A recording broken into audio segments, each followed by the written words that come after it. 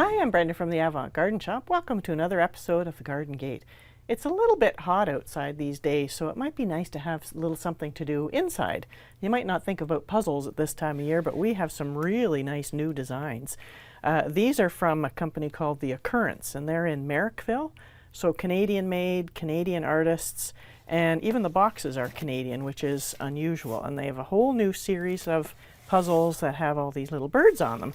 All kinds of different designs, which is really cool. And like the Blue Jay, he's a popular one. Cardinals are always popular. A little different style, but there's a whole bunch of puzzles from these folks. And then we got another order in just today from Stumpcraft. And these folks are out in Calgary. And these are just little puzzles, a little over 100 pieces. And they're wooden, and they're all carved. And they've brought them out in these new sets of 3. Really beautiful and super quality. We can barely keep them in stock. This is our 4th order already since we got our first one in the spring.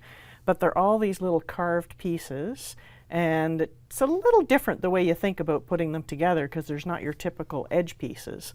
But these are also, they're made in Calgary. The artists are all Canadian.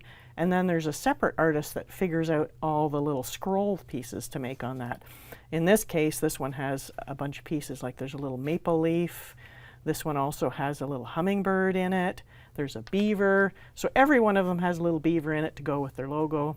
Really nice to support Canadian made and really fun puzzles to do. So I hope you'll pop in and have a look because there's some really nice puzzle designs. Thanks for joining me. See you next time.